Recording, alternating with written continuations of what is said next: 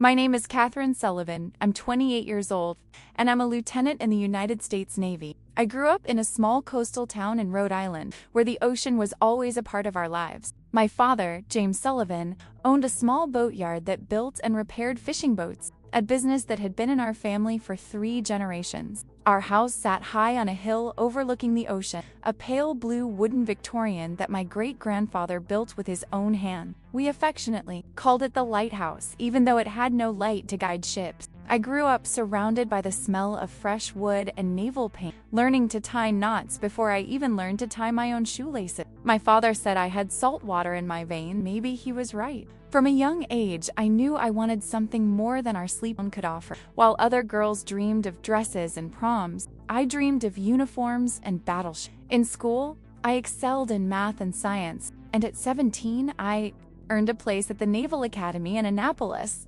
My father cried the day I left, not out of sadness, but out of pride. He always believed I would go far, further than he ever could with his modest family business. Katie, he told me on the day of my graduation from the academy, using the nickname only he used. You are the best part of me sailing the world. After graduation, I was assigned to serve as a navigating officer on a destroyer, the USS Halsey. I spent the next 3 years sailing across oceans, learning to lead, make decisions under pressure, and be the backbone of a crew that depended on me as much as I depended on them. It was during my 3rd leave, when I returned home for 2 weeks, that I realized something was wrong. The shipyard was different, fewer employees, and my father seemed to have aged 10 years in just 1. He tried to hide it, of course. James Sullivan was one of those men who carried his burdens in silence, believing it was his duty to protect others, especially his daughter, from worldly concern. But I wasn't a girl anymore. And after 3 days of listening to him avoid my questions about the business, I decided to investigate on my own. On the 4th day of my leave, while my father slept, I went down to his basement office and began poring over the accounting books. What I found left me cold. The Sullivan shipyard was drowning in debt. There were mortgages on the property, unpaid loans, and a series of checks made out to someone named Maxwell Harrington III. The name sounded familiar, but I couldn't immediately place him. The next morning, I confronted my father.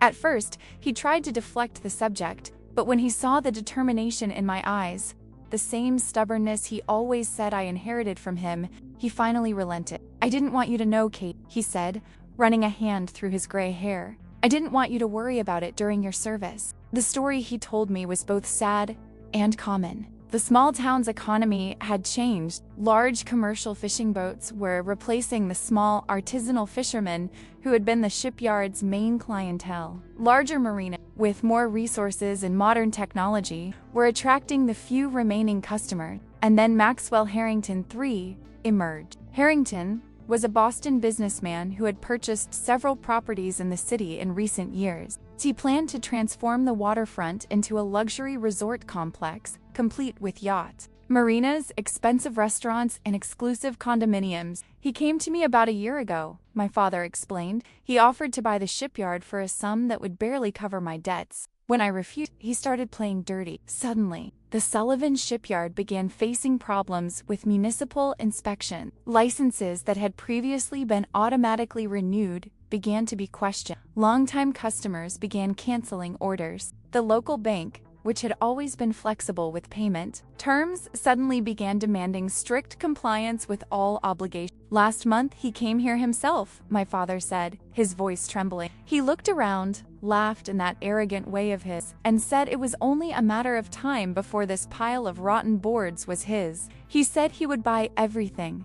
the shipyard, the land, and even our house."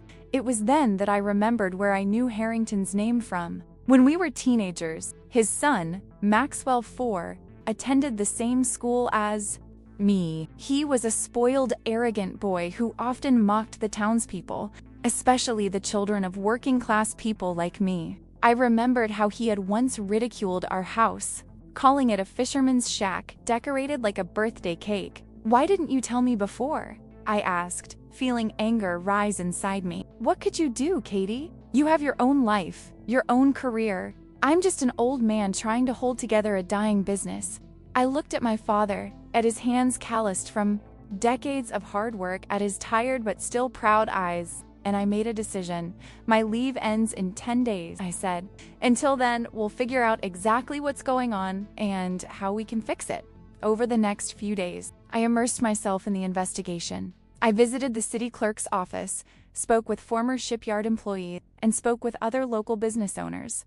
The pattern that emerged was clear. Harrington was systematically buying up properties in the port area using questionable tactics when necessary. But in the case of the Sullivan shipyard, he seemed to have a special, almost personal interest. 5 days after discovering I was sitting in a small coffee shop downtown when I saw Maxwell Harrington III for the first time. He walked in as if he owned the place, and maybe he did, accompanied by 2 men in suits. It wasn't hard to recognize him. He had the same smug smile as his son, the same air of superiority. I watched him discreetly as he spoke animatedly to his companions, gesturing as if he were presenting grand visions for the city's future. At one point, he mentioned old Sullivan and his wooden shed, and the 3 of them laughed as if sharing an inside joke. Something inside me flared. I stood up, smoothing my casual shirt, and walked to his desk. "Mr. Harrington?"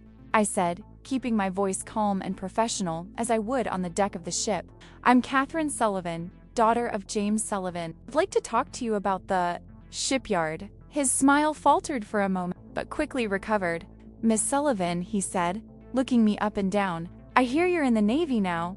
Back to help Dad keep the boat afloat?" He laughed at his own joke, and his companions followed suit. "Actually," I replied, "I came back to understand why you seem to have such a personal interest in ruining my family business." The smile was completely gone now. He gestured to his companion, who quickly got up and walked away, leaving us alone. "Look, girl," he said, leaning forward, "it's nothing personal. It's just business. Your father is sitting on a piece of land worth far more than that pathetic shipyard will ever be. I'm offering him an honorable exit before he loses it all." "An honorable way out?" I repeated. "Do you call it honorable to pressure suppliers into not selling to him, or to bribe inspectors to find non-existent problems?" Harrington laughed, but his eyes remained cold. "You have no proof of any of this. And even if you did, who would believe you against me in this city? I create jobs, pay taxes, fund campaigns. What do you do besides sail around playing sailor?" I felt my face heat up, but I kept my composure. I wouldn't let him provoke me. "Don't underestimate what a naval officer is capable of, Mr. Harrington," he said calmly, "especially when it comes to protecting what's yours." I turned to leave, but he grabbed my wrist. "Listen, Catherine," he said, his voice softer now, almost reasonable. "Your father is fighting the inevitable. That shipyard is from the last century. My project will bring prosperity to the entire town. Why don't you convince your father to accept my offer? I might even find a place for him in the new development, perhaps a small museum of local nautical history, with him as curator. That would be ...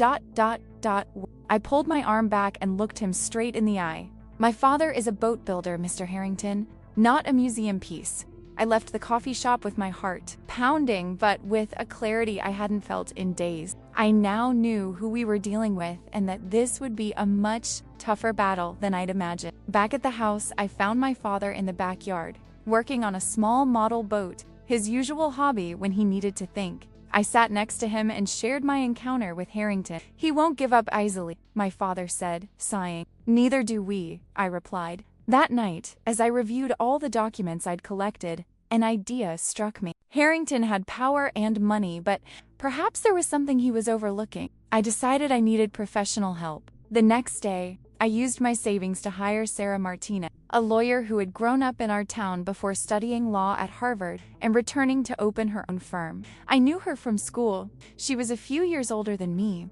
but I'd always admired her intelligence and determination. "Catherine Sullivan," she smiled as I entered her office. "I heard you were back in town and wearing a rather impressive uniform now." After updating her on the situation, Sarah listened attentively, taking occasional notes. "Harrington is playing dirty," she said when I finished, "but he's not invincible. Give me a few days to investigate this further." 3 days later, Sarah called me, asking me to meet with her as soon as possible. When I arrived at her office, she was beaming. "Catherine, you're going to love this," she said, spreading documents across the table. "I've been researching the city's property records and found something interesting about the Sullivan Shipyard site. Did you know your great-grandfather received that land as a gift from the city in 1892? I shook my head, confused. Not exactly. I know he was one of the first shipbuilders in the region, but well, he didn't just receive the land. He received it with specific conditions set forth in a legal document that has never been revoked. The property was granted to the Sullivan family in perpetuity, provided it is used for shipbuilding and related maritime activities. And here's the interesting part. She pointed to a paragraph. If at any time the property is used for any other purpose, it automatically reverts to the city. I looked at her, understanding dawning. So if Harrington bought the property, double quotes, he couldn't build his luxury resort without violating the reversion clause, Sarah added, which means the city could simply repossess the land, leaving him with nothing but a worthless contract. But why would the city support Harrington if that clause exists? I asked. Sarah smiled. That's the best part. I have reason to believe the mayor and some council members aren't aware of this clause. The records I found were archived in an old section of the clerk's office, documents that have only been partially digitized. Harrington likely did his research using only the most recent digital record. A wave of hope washed over me for the first time in days. This mean we can legally detain him? Not just stop him, Sarah said, but potentially turn the tables on him. If we can prove he used improper tactics to pressure his father, we can file a lawsuit for wrongful commercial interference. And with this reversion clause as leverage, we can force him to back down.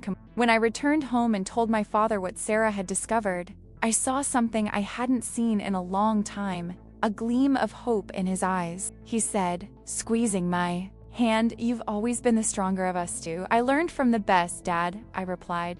Over the next few days, Sarah prepared our legal strategy while I gathered more evidence of Harrington's tactics. I managed to persuade 2 former suppliers to admit they had been pressured to sever ties with Sullivan Shipyard. A retired city inspector confided that he had been instructed to be especially thorough in his inspections of our yard. I had only 2 days left on my leave when Sarah suggested it was time to act. "Let's go to City Hall first," she said, "and then we'll confront Harrington directly." The City Hall meeting was scheduled for that same afternoon. Mayor Thompson, a portly man who had served 3 consecutive terms, received us in his office with obvious discomfort. "Miss Sullivan, Miss Martinez," he said, "I understand but Mr. Harrington has development plans that will benefit the entire city." Sarah smiled politely as she placed a folder on the mayor's desk.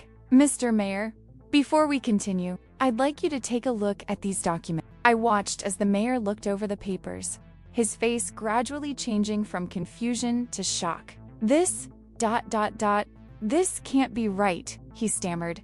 "But it is," Sarah said firmly, "verified and notarized by the state registry. The Sullivan Shipyard property has a legal and binding reversion clause. If it is used for anything other than shipbuilding, the property automatically reverts to the city, which means," I added, "that Harrington's grand design for that area would be legally compromised from the start." Mayor Thompson looked at us, then at the documents, then back at us. "Why are you showing me this? You could have simply waited for Harrington to buy the property and then trigger the clause." My father, who had remained silent until then, spoke up. "Because we don't want a conflict, Mayor. We just want to continue our business in peace. This town has always been good to the Sullivans, and we want to be good to it." The mayor nodded slowly, assessing the situation. Finally, he sighed. "I'll talk to Harrington, but you know he won't be happy." "We don't expect him to stay," I replied. The final showdown took place the next day in a conference room at City Hall. Harrington arrived with 2 lawyers and a barely concealed expression of irritation. When he saw us, my father, Sarah, and the mayor, he frowned. "What's this, Thompson?" he asked the mayor. "I thought this meeting was about final approval of the project." "Circumstances have changed, Mac," the mayor said. Miss Martinez found some document. As Harrington examined the documents Sarah handed him, I saw his face go through a range of emotions: disbelief, anger, and finally, a kind of grudging respect that can be challenged, one of his lawyers muttered. "It may," Sarah replied promptly. But as long as the litigation drags on for years, the clause will remain in effect, and no bank will finance a project with that kind of legal risk. Harrington looked at me, his cold eyes assessing the situation. You orchestrated this, didn't you? The prodigal daughter returning to save the old man. Actually, I replied calmly, you were the one who orchestrated all of this when you decided you could bully an honest man out of the business his family had built for generations. Harrington leaned back in his chair, drumming his fingers on the table. Finally, he waved dismissively to his lawyers, who looked surprised but complied, leaving the room. The mayor, taking the hint, also stood. I'll let them sort it out, he said, quickly escaping. When it was just the four of us, me, my father, Sarah, and Harrington, a tense silence fell over the room. What do you want? Harrington finally asked. Sarah opened another folder. We have a proposal.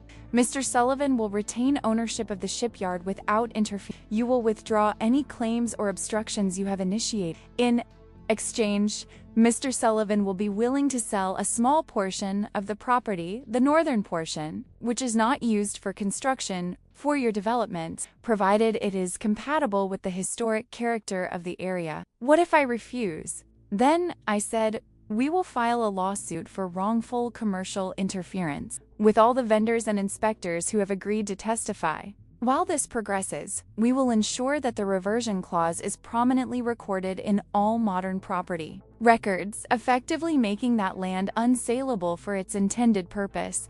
Harrington looked at me for a long time, then looked at my father. You've raised quite a daughter, James, he said finally. My father nodded. I didn't raise her like this. She's always been like this. Harrington turned his attention to me. You know, you could have a brilliant future in business when you tire of sailing the world. I'm very happy where I am, Mr. Harrington. Protecting what matters. He considered for a moment longer, then nodded curtly. Fine, we'll do it your way. But I want that north parcel, and I want a right-of-way to the water. Sarah smiled. We've already included that in the proposal. 2 hours and many detailed negotiations later, we had a tentative agreement. Harrington left first, still not completely happy, but defeated in a way he was clearly not accustomed to. When he left, my father let out a long sigh. I can't believe we did it. Sarah began gathering her documents. We still have a lot of work ahead of us to formalize everything, but the worst is over. After Sarah left, I was left alone with my father in the conference room. He looked at me with teary eyes. Katie, he said. I never ... double quotes. I know, Dad, I interrupted, hugging him. I know. On my last day of leave, I spent the morning helping my father at the shipyard. Together, we worked on a small fishing boat that was under repair, our hands working in harmony as if I had never left. What do you think will happen now? I asked as I sanded a piece of wood. My father smiled, looking around the shipyard his family had. I think we'll keep building boats. And maybe, with Harrington's reluctant partnership, we can even modernize a bit, attract new customers. You know, he's still untrustworthy, right? I know, my father nodded. But now he knows we're not easy prey either. That makes all the difference in the business world. That afternoon, as I packed my bags to return to work, I found my father in the backyard, looking at our house, the lighthouse that so many generations of Sullivans had called home. It's beautiful, isn't it? He said, looking at the old Victorian structure. Your great-grandfather built this house to last. Yes, I agreed, stopping beside him. He built for the generations that would come after him. Just like you did this week, Katie, my father said, turning to me. You didn't just save the business. You saved our legacy. I hugged my father, breathing in the familiar scent of sawdust and salt water that I always associated with him, safety, and home. I have to go, I said finally, pulling away. I know, he replied. You have your own sea to sail now. As I drove away, glancing in the rearview mirror, I saw my father still standing there, with the house and the ocean in the background, two constants in a world of change. And for the first time in a long time, I didn't feel torn between my two worlds. Somehow, by fighting for the past, I had secured my future as well.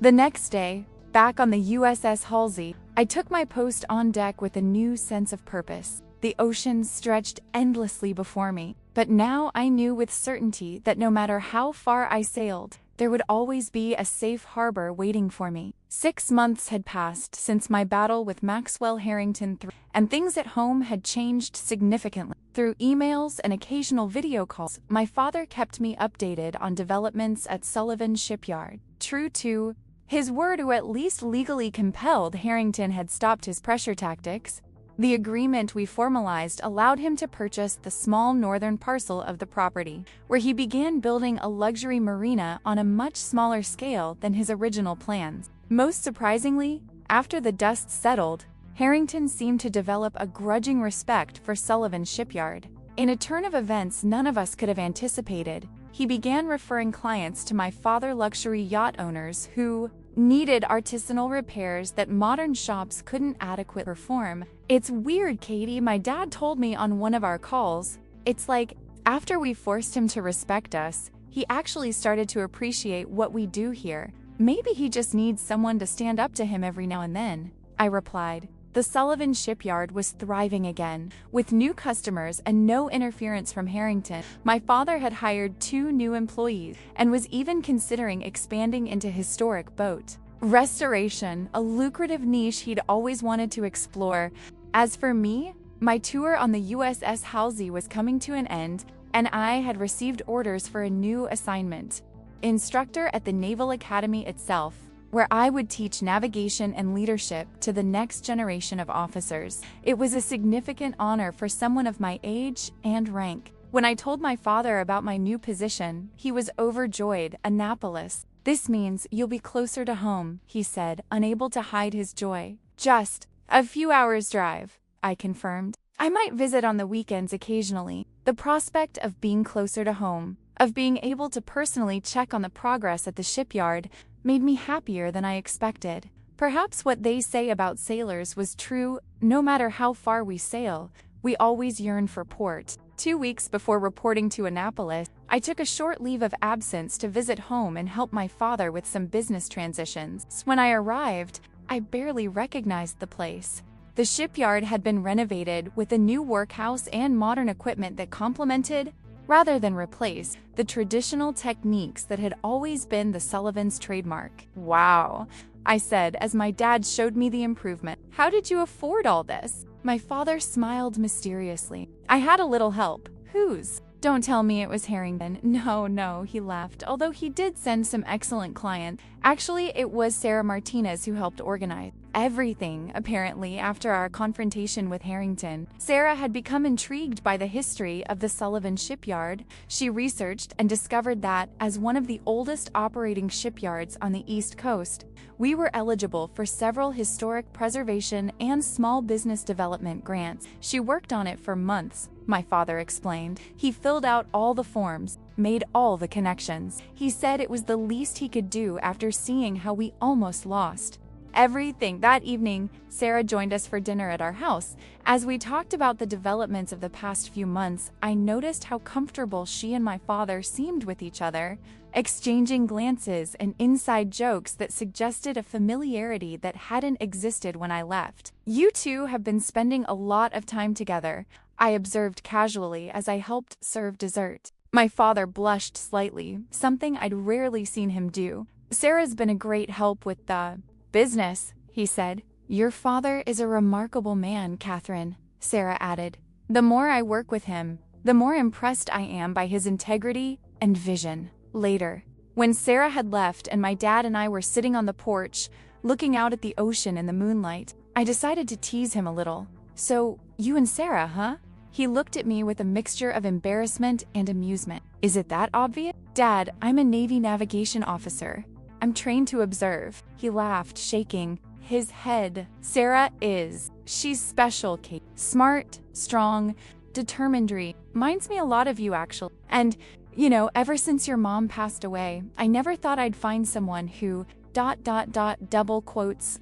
I know, Dad," I said softly, placing my hand over his. "And I'm happy for you. Mom would be too." He squeezed my hand, and we were silent for a moment, letting the sound of the waves fill the space between us. "What about you, Katie?" he asked finally. "Any special sailors on the horizon?" It was my turn to blush. "Actually, there is someone, an engineering officer I met during a joint mission.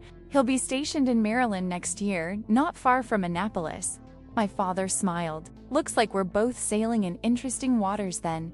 Over the next few days, I immersed myself back in the shipyard routine, helping my father with some projects and getting to know the new employees. One particularly pleasant afternoon, we were working together on a vintage wooden boat when we saw a sleek car pull up outside. Maxwell Harrington III stepped out, adjusting his expensive suit, and walked toward us.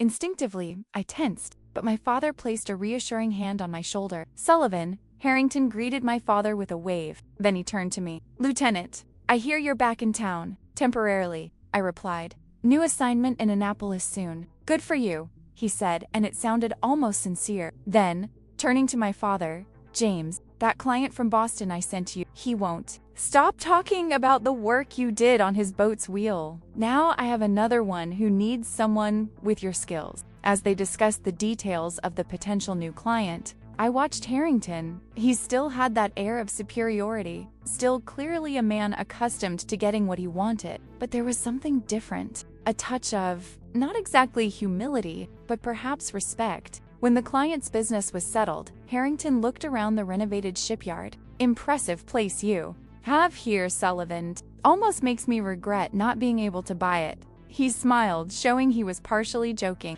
"We're always open for business here," my father replied with a smile of his own. "Just not for sale." Harrington laughed and held out his hand, which my father shook firmly. As he turned to, he stopped and looked at me. "You know, Lieutenant, if you ever decide to leave the Navy, my development company could always use someone with your ...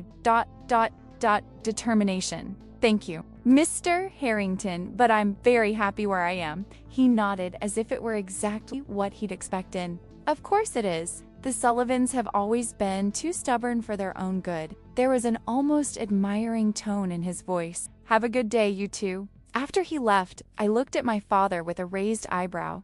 That was ... surreal. My dad laughed. "The business world is strange, Katie. Sometimes your worst enemy today can be your reluctant partner tomorrow. Do you trust him?" "Not at all," my father replied promptly. "But I respect his intelligence, and he respects our determination. Sometimes that's enough to get business done." The day before I left for Annapolis, I had a special dinner with my dad and Sarah at the waterfront restaurant that had been our family's favorite since I was a child. As we ate, we talked about the future mine in Annapolis. Theirs here in the city. We're thinking about expanding the business, really embracing this historic preservation thing, my dad said, more excited than he'd been in years. "Sarah thinks we could even open a small school to teach traditional shipbuilding technique. It would be great for the city, for preserving skills, and frankly, great for business," Sarah added. "There's a growing market for authentic crafts." As I watched them, I saw something my father had long lacked. Not just happiness, but purpose. A path forward that excited him. "Sounds perfect," I said sincerely. Later, walking along the shore with my father after Sarah had left, I stopped to look at our house on the hilltop, the lighthouse we almost missed. "You know what's funny, Dad?" he said. "When I was at the academy and then on the ship, I always thought I was leaving home behind, moving on. But now I realize I carried this place with me the whole time." My father smiled, following my gaze to the house. "Your mother used to say something similar, that a true home isn't just a place, it's something you carry in your heart." She was. "Right," he said softly. "She usually was," he replied, that familiar mix of love and loss in his voice. The next day, when I left for Annapolis, I did something I'd never done before. Instead of looking straight ahead at the road ahead, I kept my eyes fixed on the rearview mirror until the house, the boatyard, and my waving father disappeared from view. It wasn't goodbye, it was a promise. A promise that no matter where life took me, I would always know my way back, that I would always fight for what mattered, and that the house we nearly lost would remain standing, a beacon for future generations of Sullivan, just as it had been for me. As I drove toward my new future, I carried with me the lessons of those 2 intense weeks, that sometimes you have to fight for what's yours, that history and legacy matter, and that with the right people by your side, even the most intimidating opponents can be faced and defeated. And who knows? Maybe one day I'd return, not just to visit, but to stay, to take over the Sullivan shipyard, to carry on the tradition, to build boats with my own hands, just as generations of Sullivans had done before me. But for now, I had young officers to train, an ocean of knowledge to share, and my own path to follow. And thanks to what we had accomplished together, my father, Sarah, and I knew there would always be a safe harbor waiting for me when the tides turned again. As the sun rose on the horizon before me, I smiled. This wasn't just the story of how we saved the Sullivan shipyard. It was the story of how we rediscovered what it truly means to call a place home. Lieutenant Sullivan? The voice pulled me from my thoughts. I was standing on the balcony of the Naval Academy's main building, watching the cadets march across the courtyard. I turned and saw Commander Roberts approaching. "Sir," I replied, straightening up automatically. "Sorry to interrupt your contemplation," he said with a smile, "but I wanted to personally congratulate you on your first semester as an instructor. The cadet evaluation reports have arrived, and your numbers are exceptional." "Thank you, sir. It has been a rewarding experience." "It doesn't surprise me," he said. "Officers with real combat experience bring a perspective that can't be taught in books." We exchanged a few more words about the upcoming semester before he said goodbye. I was left alone again, gazing out at the campus where my own naval journey had begun years ago. It had been a year since the battle for Sullivan Shipyard, a year since I'd faced Heron and discovered a strength I hadn't known I possessed. Life had moved on in ways I could barely have imagined. My father and Sarah had married in a small waterfront ceremony 3 months earlier. The Sullivan Shipyard now housed a traditional shipbuilding school that attracted students from all over the East Coast. And, to my continued surprise, my father and Harrington had developed a reluctant partnership of sorts, with the shipyard providing craftsmanship for the luxury clientele of Harrington's marina. As for me, I had found my own rhythm at Annapolis. Teaching was a different challenge than commanding a ship, but equally satisfying in its own way. Seeing the understanding dawn in the cadets' eyes as I shared lessons learned at sea was deeply rewarding. And then there was Michael, the engineering officer I'd mentioned to my father. Now stationed in Maryland, our relationship had blossomed in recent months, transforming into something I hadn't expected to encounter so early in my military career. As I watched the sun set over the Chesapeake Bay, I thought about how quickly life could change, how the battles we fight shape who we become, how the homes we defend define our sense of belonging. My phone buzzed with a text message from my dad. "Great news!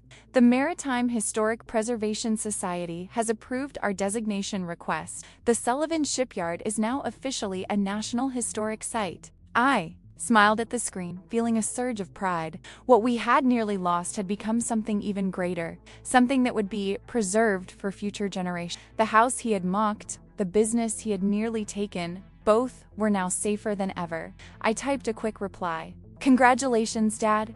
No one deserves it more. See you this weekend." As I put away my phone, I noticed a group of first-year cadets looking at me curiously. One of them, a young woman with the same determined look I had, at that age, finally summoned the courage to approach. "Excuse me, Lieutenant Sullivan. Is it true that before you came here, you faced off against a real estate mogul who was trying to take over your family business?" I laughed, surprised. "Where did you hear that, cadet?" "It's circulating among the students," she said, looking a little embarrassed. "They say you use strategy and legal knowledge to defeat someone with far more resources." I looked at her and her peers, young people eager to prove themselves, just as I had been. "The story is a little more complicated than that," I replied, "and it involved many people besides me. But yes, I've learned that sometimes the most important battles are the ones we fight for who and what we love." His eyes gleamed with something I recognized.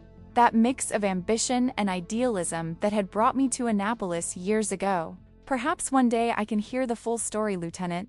"Maybe," I smiled, "but you should all be at dinner now, shouldn't you?" They quickly agreed and walked away, still casting curious glances in my direction. I turned to look once more at the bay, the waters that connected this place to the open ocean, and, eventually, the small coastal town I still called home. The battle for Sullivan Shipyard was over, but its lessons remained with me. In that moment, I realized something my father had probably known all along. No matter how far we sailed, No matter what seas we crossed, there would always be a lighthouse guiding us home, and sometimes defending that lighthouse was the most important mission of all. With that certainty in my heart, I turned and walked back to the academy halls, ready to mold the next generation of officers who, like me, would learn that true strength comes not just from the uniform we wear, but from the values we uphold and the homes we protect. And somewhere along the coast, the Sullivan Shipyard continued its centuries-old work, its lights shining like a little beacon of its own, a reminder that some things are worth fighting for, and that some stories, like ours, continue long after the battle is over. This was the true lesson I hope the cadets under my command would one day understand. That we serve not just a country or a nation, but an ideal of home that goes beyond walls and rooftops, an ideal that lives in our hearts and defines who we are, no matter where duty takes us. And that, more than any victory against Harrington, or any promotion I might receive, was the true Sullivan legacy of family that built boats, defended its home, and discovered that sometimes the winds that try to knock us down are the same ones that strengthen our roots. As my mother used to say, a true home isn't just a place, it's something you carry in your heart. And after everything we'd been through, I finally fully understood what she meant. 2 years had passed since I became an instructor at Annapolis. The rhythm of the seasons had brought changes for us all. As autumn turned the campus leaves into shades of red and gold, I received news that would once again change the course of my life: a promotion to lieutenant commander and a new assignment as executive officer on the USS Mason. It was an extraordinary opportunity for someone my age, a significant step in my career that would put me on the path to eventually captaining my own ship. But it also meant leaving Annapolis, leaving the proximity of home, and Michael. The night after I received the news, I walked to the pier near my small apartment in Annapolis. The moonlight reflected off the bay, creating a silvery road that seemed to stretch into infinity. It was there that Michael found me, as he had so many times before when we needed to think. "I thought I'd find you," he said softly, joining me at the water's edge. "News travels fast," I commented. "The Navy isn't exactly known for its discretion," he replied with a slight smile. "Congratulations, Catherine. USS Mason, it's a fantastic ship." I nodded, still absorbing the reality of what was to come. "It's a great opportunity. The best," he agreed, his voice mixing pride and something else, a note of resignation that didn't go unnoticed. We were silent for a moment, the soft sound of water lapping against the pier pilings filling the space between us. "Michael, no," he interrupted me gently. "You don't have to say anything. We both knew this would happen. It's the life we chose." I looked at him, this man who had become so important in my life over the past 2 years. A brilliant engineering officer with kind eyes and capable hands who could fix anything, except perhaps the distance that would now open between us. "So what happens now?" I asked finally. He turned fully to me, his eyes reflecting the moonlight. "That's up to us, isn't it? We can do what most military couples do, try to make it work from a distance, see each other when our leaves overlap. Or, I prompted when he paused.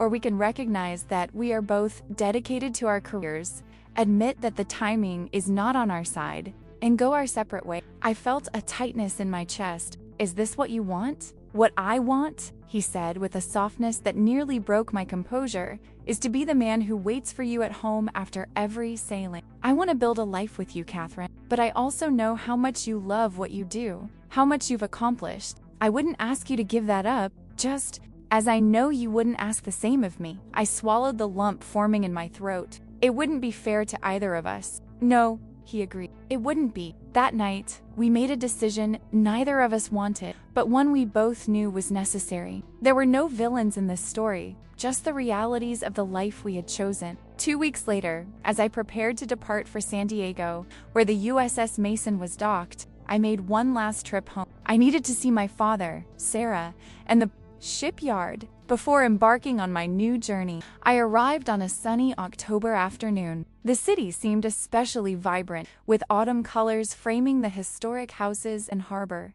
I drove slowly down the main, noticing the small changes that had occurred since my last visit: a new coffee shop on the corner, the freshly painted town hall, the statue of the city's founder finally restored. When I arrived at Sullivan Shipyard, I was amazed at what I saw. The place was bustling like never before, with at least a dozen people working on various projects. Some were clearly apprentices from the traditional shipbuilding school, guided by more experienced craftsmen. My father saw me before I could get out of the car.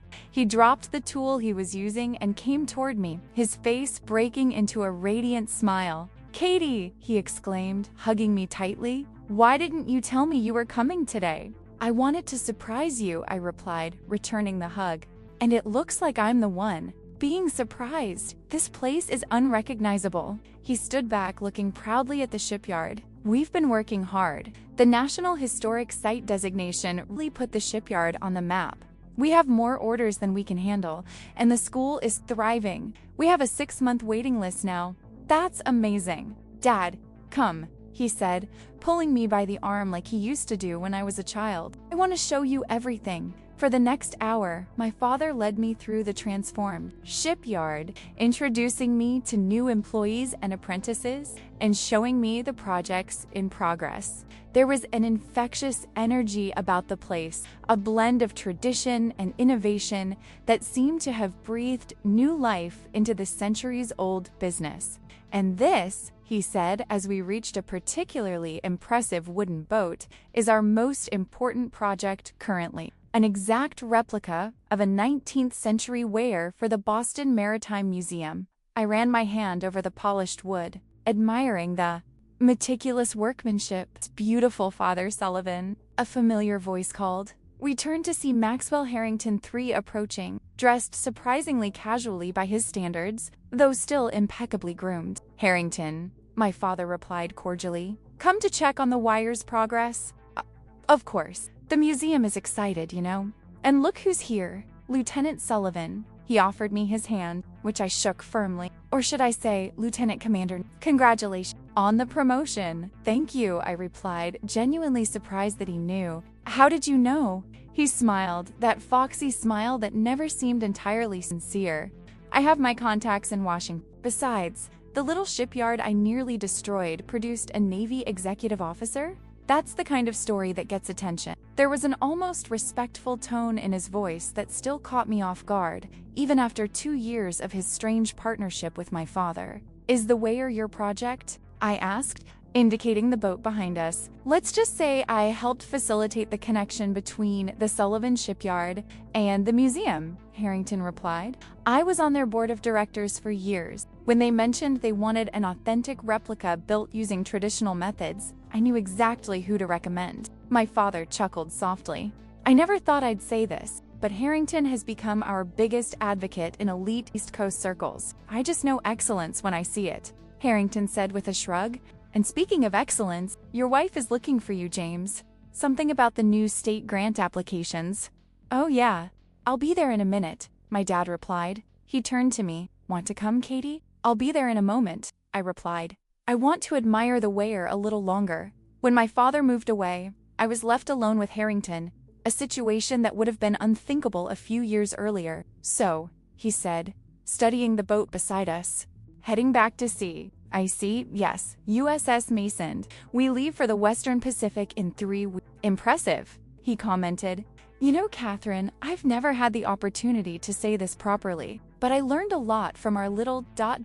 conference." I raised an eyebrow. "Really? Don't look so surprised. Even old dogs can learn new tricks, as they say." He glanced around the shipyard, at the hustle and bustle of craftsmen and apprentices. "This place, I saw it only as valuable land, and I didn't see it for what it truly was, a living piece of history, a repository of knowledge that was about to be lost." "That's a surprisingly philosophical outlook for a businessman," I observed. He laughed. "Maybe. Or maybe I'm just getting older and starting to think about the kind of legacy I want to leave." Harrington paused, looking at the luxury marina he had built on the northern portion of the property. "The marina is doing well, but it's just another money-making venture. This," he gestured to the boatyard, This will last long after I'm gone. I sat in silence, processing this unexpected version of Maxwell Harrington III. Anyway, he continued, returning to his more businesslike tone, your war with me ended up bringing a peace that benefited everyone, didn't it? Your family kept the shipyard, I got my marina, and the city gained a historical treasure and an economic engine. Who would have thought? Certainly not me, I replied honestly. He nodded, then glanced at his watch. I have to go. I have a meeting with the zoning committee. Tell your father I'll be back tomorrow to discuss the details of the museum event invitation. As he walked away, I called out, Harrington? He turned around. Why did you do this? Why did you become a defender of the courtyard after you put so much effort into destroying it? He considered the question for a moment.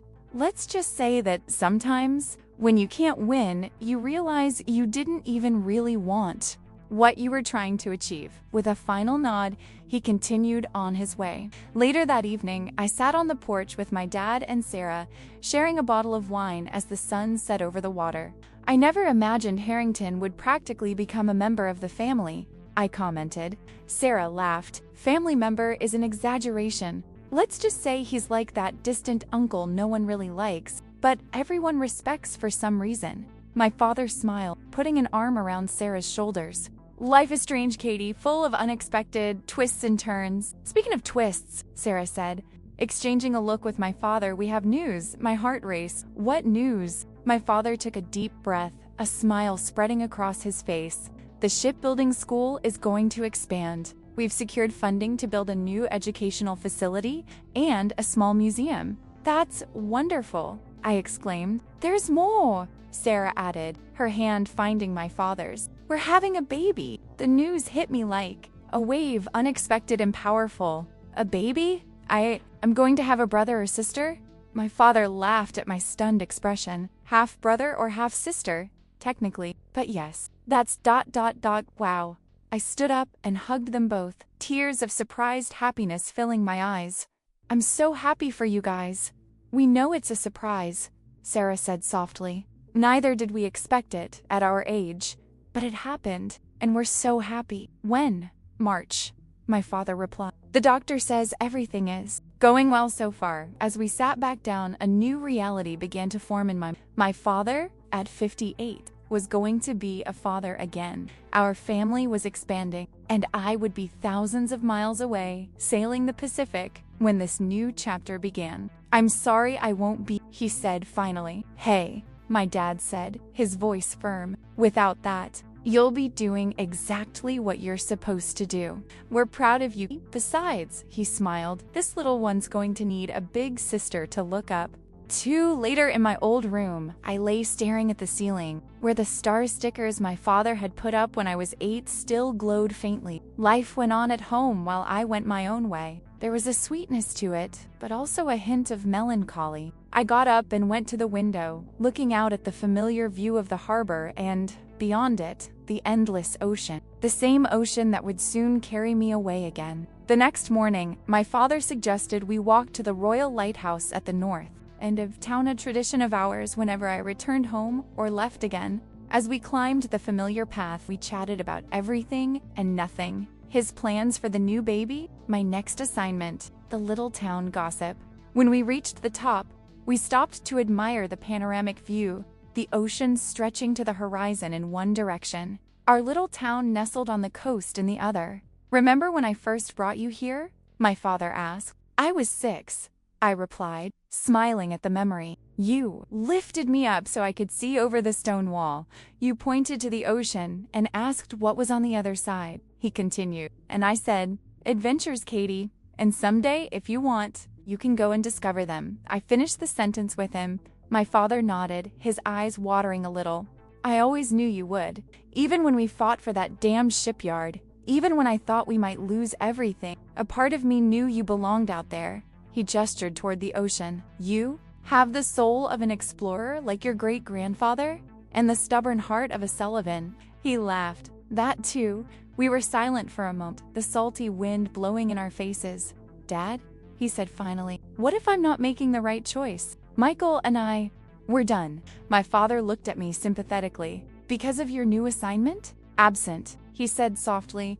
There are no perfect choices in life, just different paths. Michael is a good man. If you're meant to be together, you'll find a way. If you're not, well, life has a strange way of taking us where we need to be, even if it's not where we thought we wanted to go. How are you and Harrington practically becoming friends? I teased, trying to lighten the moment. Exactly, he laughed. Who could have predicted this? Or Sarah and I having a baby at this age? Life isn't a straight line. It's more like sailing. You adjust your sails as the wind changes. I looked back at the ocean, thinking of all the places it would take me, all the things I would still see. I guess you're right. Of course I am, he said with feigned confidence. I'm your father. 3 days later, it was time to leave. My car was loaded for the long drive to San Diego, and I stood in the driveway of our house, the lighthouse we almost missed saying goodbye. Keep us posted, Sarah said, hugging me tightly, and we'll be live streaming when this little one arrives. So try to be near a computer in March. I'll do my best, I promised, placing a gentle hand on her still flat belly. Take care of yourself. And take care of him too, I added, looking at my father.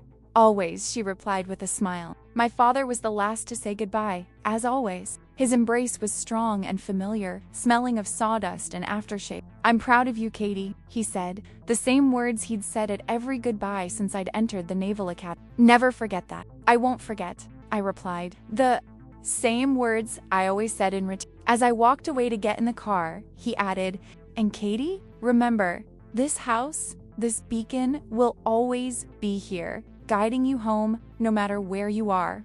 I nodded, no confidence in my voice at that moment. As I drove along the coastal road, I watched in the rearview mirror as my father's solitary figure, hand in hand with Sarah, grew smaller and smaller. Beside me in the passenger seat sat a small model boat my father had given me that morning, a perfect replica of the USS Mason, crafted with the same care and skill he dedicated to every vessel he built. So you have a piece of home with you, he had said. And as I headed toward my future, I took with me more than just that small model. I took the lessons from home about fighting for what matters, about adapting to change, about finding strength in deep roots, lessons that would serve me well on the deck of the USS Mason and beyond. The ocean called to me, as it always had, but now I knew, with unshakable certainty, that no matter how far I sailed, there would always be a beacon guiding me back to the Sullivan shipyard, to the pale blue clapboard house at the top of the hill,